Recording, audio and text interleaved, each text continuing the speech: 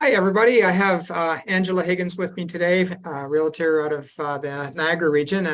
And Angela's going to give us an update on the Niagara real estate and just the trends and how things are going in the Niagara region. And just a quick introduction of Angela. She's back with us again.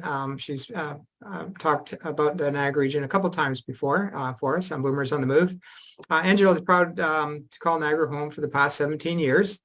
Having lived in 4 countries on 3 continents, she knows a bit about what it takes to make a place home. A former president of the Niagara Association of Realtors and a consistent award winner who has achieved the Lifetime Award of Excellence from Royal LePage, Angela's dedication to both her clients and high professional standards have made her a respected member of the Niagara community. Passions for travel and photography have allowed her to appreciate the world at large, but particularly appreciate the beauties of the Niagara region and all it has to offer. Angela understands that people can't make decisions without first having all the information, and she looks forward to helping people decide if Niagara is the right fit for them. Welcome, Angela. Thanks, Welcome Scott. back. Nice to see you. Well, nice to be back. Thanks for having me again. Yeah, you're welcome. So Angela, can you just kind of review with us what areas you cover in Niagara? Well, I cover the whole region, so it's actually quite a large geography. So we're talking about down Fort Erie and Port Colborne up to Grimsby, Stony Creek area. So it's a very large, very diverse area. Awesome. Awesome. So how's the market doing in your area these days? Well, like everywhere, we have definitely seen a bit of a slowdown. Buyers now have the edge for the first time in a few years. And they've got the luxury of having options to look at, and people can now start putting conditions back in offers again. But we're still trucking along at a relatively decent pace historically. It's just not as fast as it was compared to the last couple of years of chaos. Oh, sure. Yeah.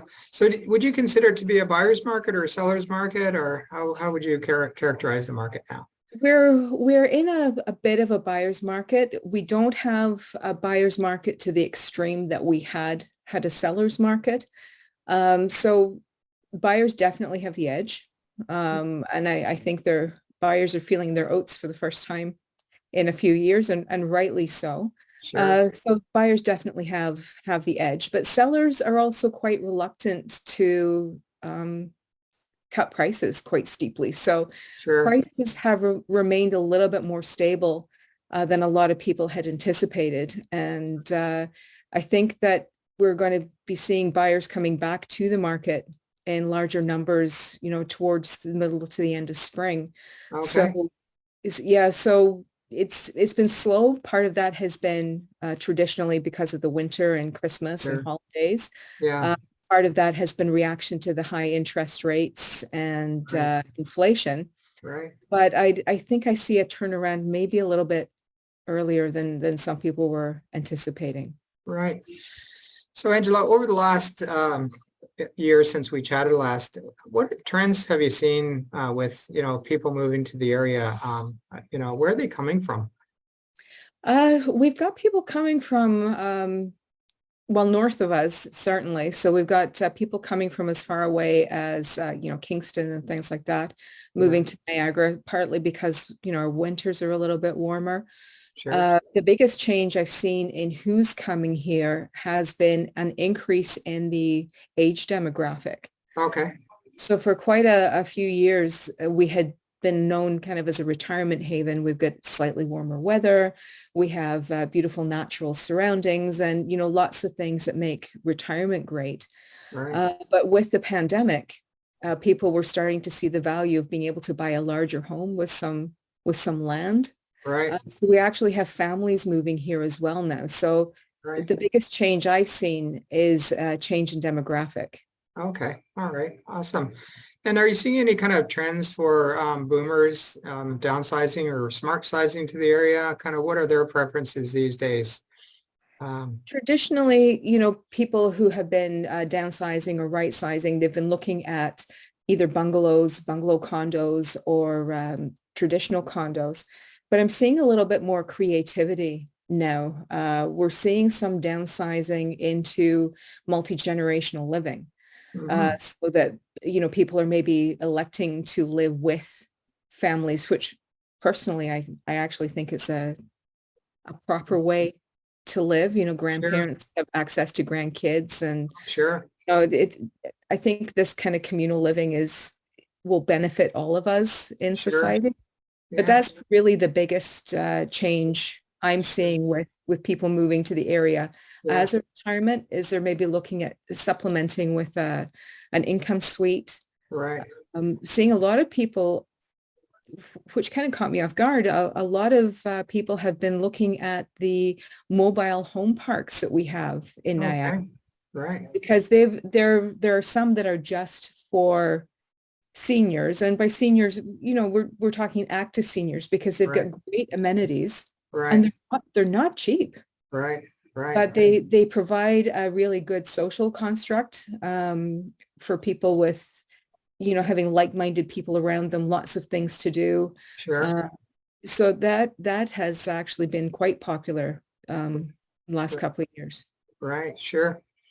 And what do homes cost in Niagara now? Kind of the range of kind of what can people expect if they're going to sell a house in the GTA and move to Right. Niagara? What are they looking at?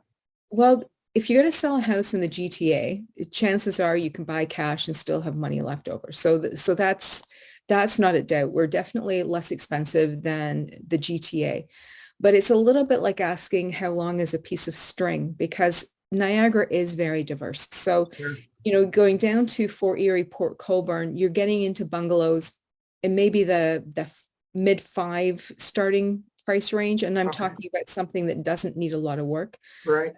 So it's maybe not up to the minute as far as upgrades are concerned, but Sure. it doesn't need a lot of work. But then you move into Niagara and the lake and you'd be lucky to get in under 9.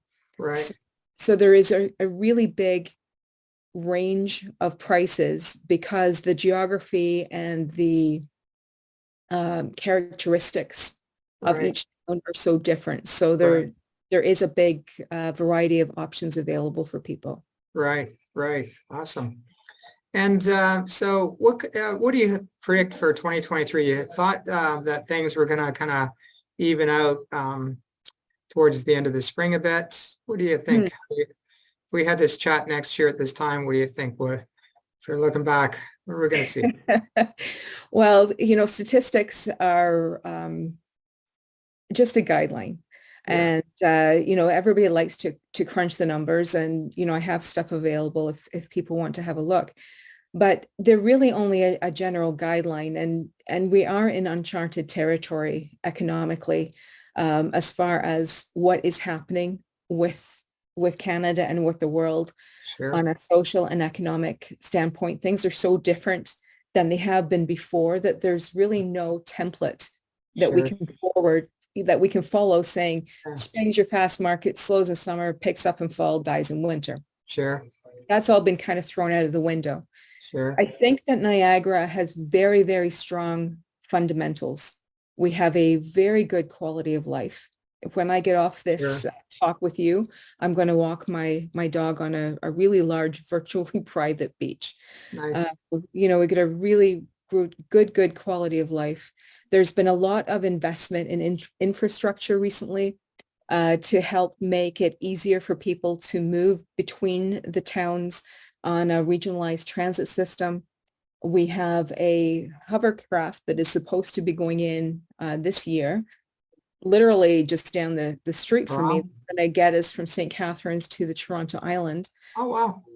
The GO train's supposed to be picking up as well. So I think our fundamentals for people being able to live and work Mhm. here Sure. have strengthened. It's Yeah. always been a great place to live, but Sure. we tended to lose people when we lost manufacturing over the Mhm. last 20 years or so. Mhm. But I think the ability for people to work here has improved in the last few years, Sure. which has, you know, improved our general quality of Sure. life. Sure. And I think still a lot of people are working from home. I know there's like a drive for, return to work. Um, Mhm. some of my friends and associates are back downtown Toronto working, 2 or 3 days a week now, but they still have that work at home option. And So I'm sure that that's probably going to stick with us. And Mhm. Those 4-bedroom homes that had started to look like they were going the way of the dinosaur, all yeah, of a sudden became popular again because people can have bedrooms and offices all above ground in right, daylight. right, So yeah, there's been a revitalization for sure. right. Well, thank you, Angela. Thanks for the update. And it'll be fun to go through the year and just see how our predictions pan out. And That's right. and, We can look back this time next yeah, year and see yeah, how right or wrong we were. yeah, we'll have a crystal ball then, right? So yeah. Well, thanks again, Angela, and thanks for your time, and we'll stay in touch. My pleasure. Thanks Okay, a lot, okay, Scott. okay. Bye-bye. Bye-bye. Bye.